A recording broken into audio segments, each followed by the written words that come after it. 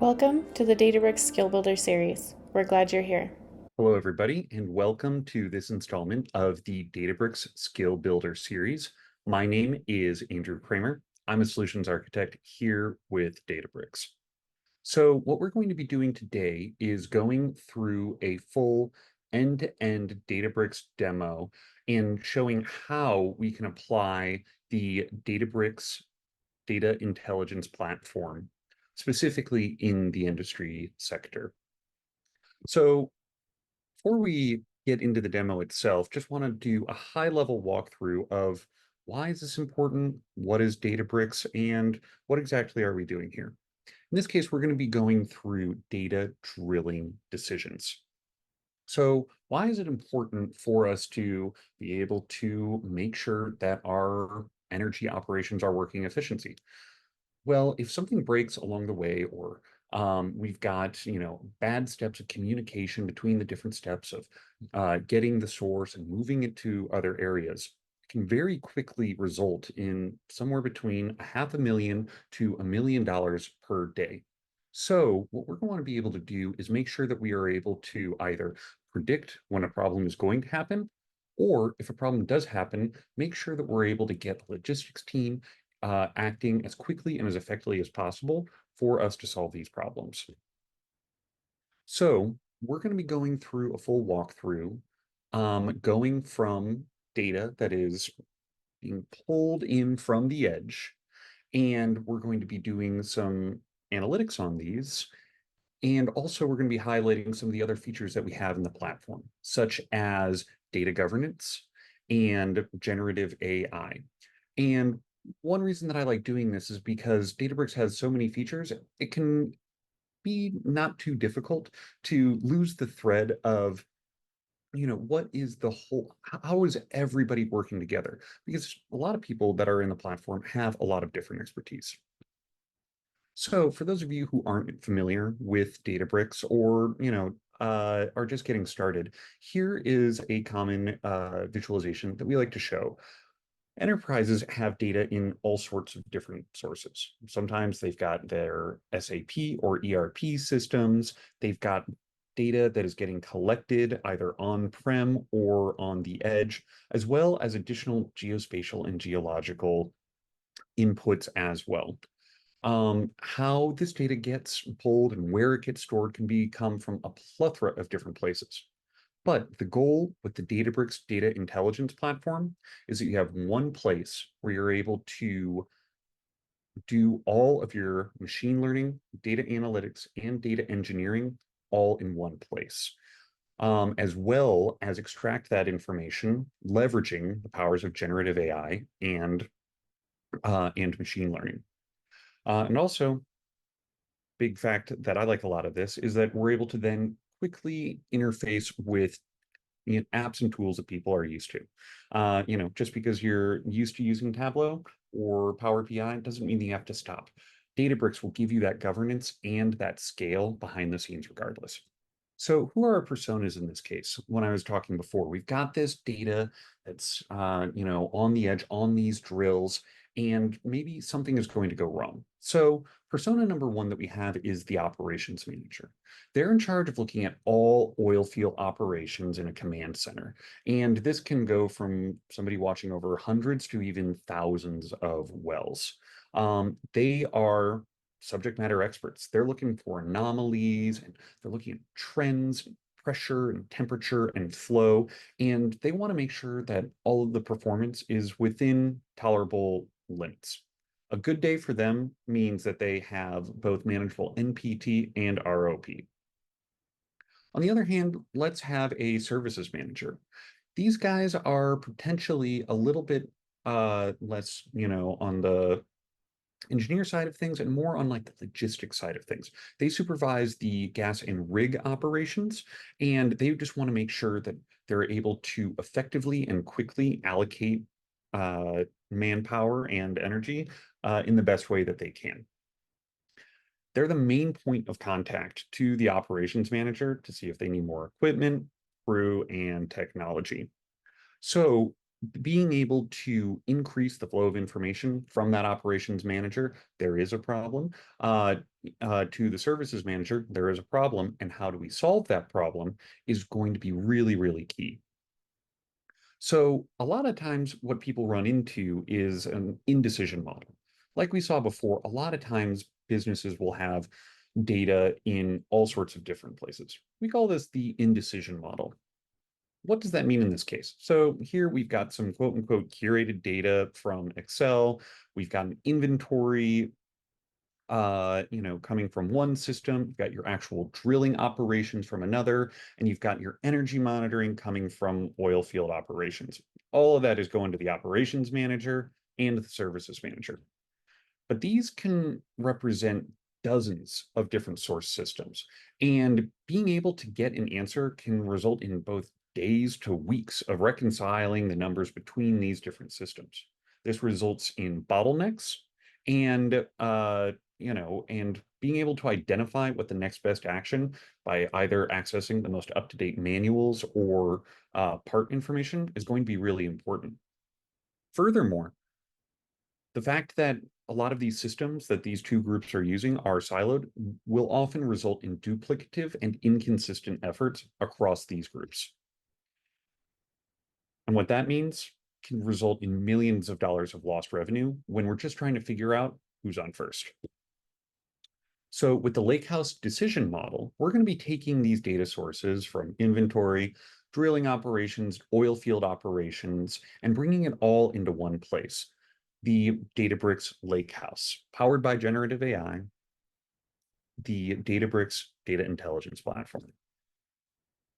This is going to provide a single source of truth for our operations managers and our services manager. We're going to be able to keep consistent formats and get real-time insights and dashboards.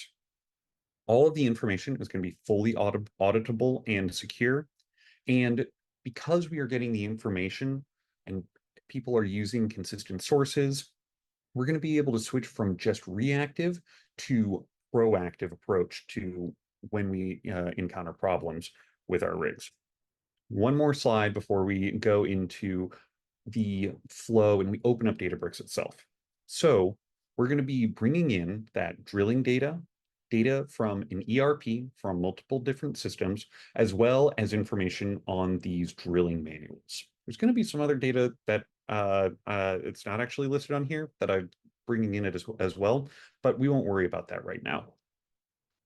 We're bringing it into our data lake, which is governed by Unity Catalog, powered with generative AI, and is able to scale and be interacted with in a number of different ways, from Python to SQL to raw text. We'll be looking at a Genie data room in order to ask the questions of the data itself and be able to look up specific information with our custom Gen AI solution as well. From there, the operations manager will be able to communicate to the services managers and be able to make sure that the right parts for the right problem are brought. It all starts with a dashboard. So, like I said before, we have many different sources streaming thousands of different pieces of information in. We also have, as enterprise stewards, we also want to make sure that everybody only has access to the right data. So we have hundreds of thousands of records streaming into the database, but you may notice that this dashboard is kind of boring. In fact, it's extremely boring. There's no data in any of these sources. Well, me as the operations manager, I only run a subset of all of this data. For whatever reason, they only want me to have access to the drills that I manage. And those are only going to be the ones with the asset IDs between 1 and 100. So if I go here, I'll be able to see that I'm able to control this. This is just highlighting the ability for us to create consistent processes, but also have that control that we want across our systems. So I can refresh this dashboard, and if everything is going well, we should be seeing that the data underlying here, it's just bringing in hundreds of thousands of records, is changing the information that is changing as we refresh. All of this is information coming in. This is capturing fluid pressure and humidity, wall vibrations, cavitations, and anybody can interact with this. This is all built into Databricks, but if you preferred your Tableaus or your Power BIs, it's very easy to go into Partner Connect and with just a couple clicks of a button, be able to get the connector to Power BI and get a lot of the power and governance that you're seeing here. We can also leverage generative AI. So let's say that I'm looking at this cavitation prompt here, and let's say that I wanted to recreate this chart. So I know that the feature there is the FLCAV. So give me the average FLCAV over time by minute. So with this, I'm just putting in raw text. I'm specifying maybe a specific column that I know that I have access to. I'm able to automatically generate this visualization. I can try to make another distribution plot, but for now, this is pretty good. I'm not going to publish it. I run this a lot, so I'm not going to keep it. So I'm not gonna persist it. I can see they've got a number of different pieces of information here, filter through and do all of that. So let's say that I'm an expert and I'm looking at some of these pressure charts or something like that, and I happen to see a spike. In the data that we have here, maybe we don't particularly see a spike, but I can ask questions of this data as well. So I know that this data is located in our catalog.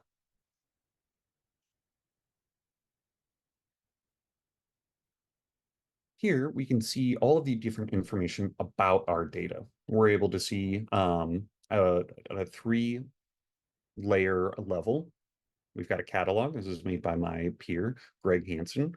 It's in a schema called OG IoT, and this is a table that's called ENVHUM data gold.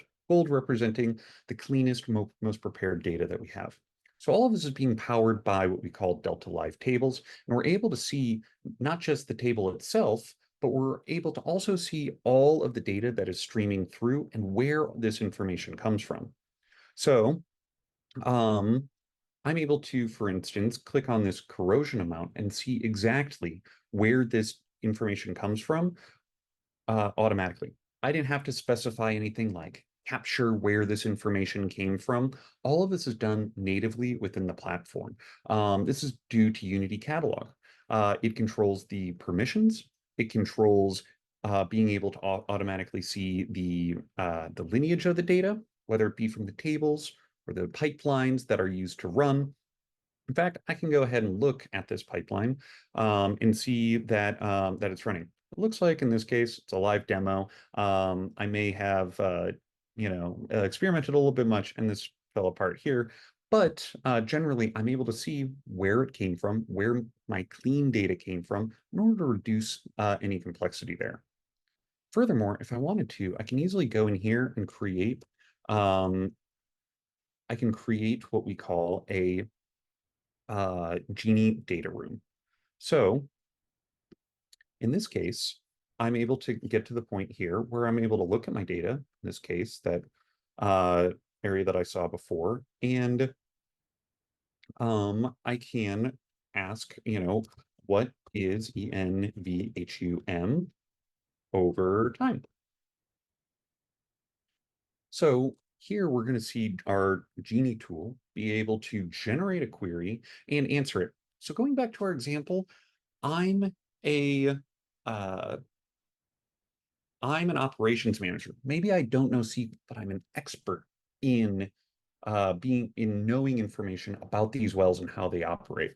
So I can ask different questions like, which window or which asset has the highest uh, ENVHUM in the last time period.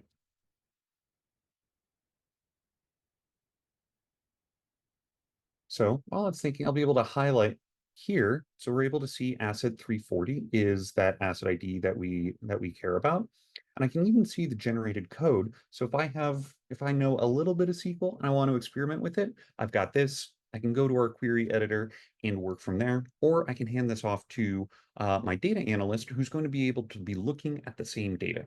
This is really neat. Can also make other visualizations in here. This one might be a little boring since it's only got one line, but I think that you'll get the point. So let's say that we've identified this asset here, this 354, as a problematic one. Let's say that, given some rules, we've identified that this is a broken asset.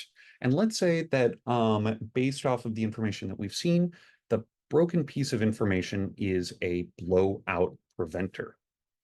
So generally, I might be able to go to our Gen AI playground, and I might, but let's say that now I'm no longer the operations manager, but I'm that logistics guy, right? And I hear I don't hear blowout preventer, I hear BOP.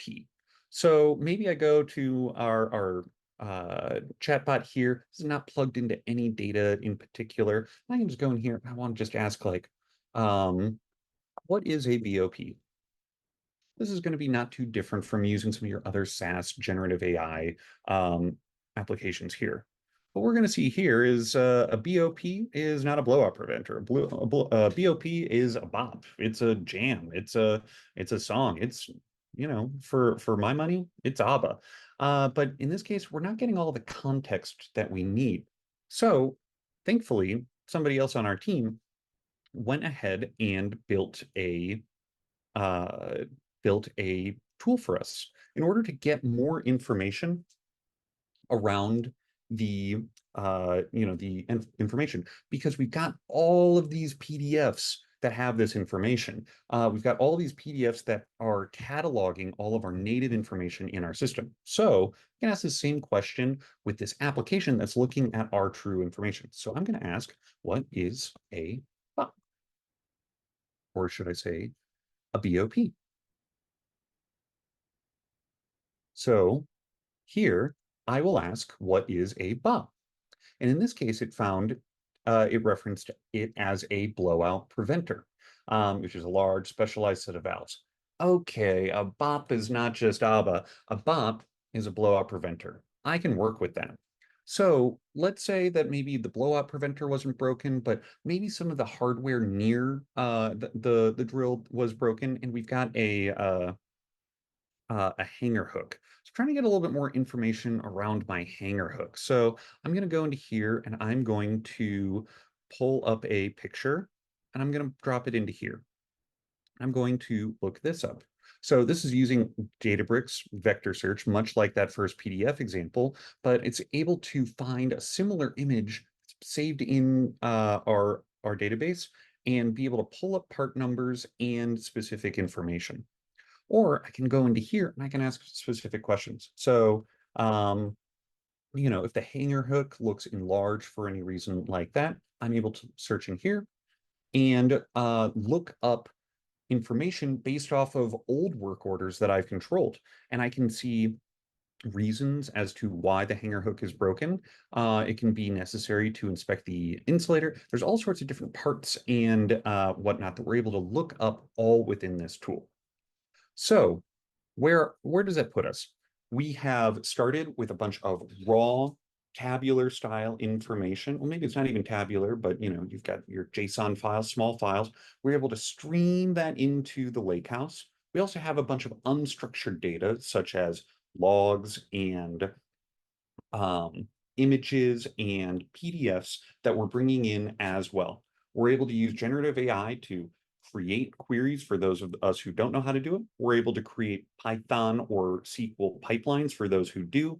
And we're able to generate custom apps that leverage our proprietary information in order to help us solve these problems. So whether it be a blowout preventer, or if you're in the music industry, a question about ABBA, or if you want to be able to get inferences from images or helpful logs, we're able to get all of that information all from one system working together and being able to have it scale and efficient and governed. One of the reasons I love Databricks is because I get to do all of this in one platform across a bunch of different personas, and it just makes everybody it makes working with different teams easier across the entire data space. So I hope that this was helpful. All versions of all of the artifacts in here are available if you reach out to your rep, and I'm just real happy to be able to share this. Thank you so much.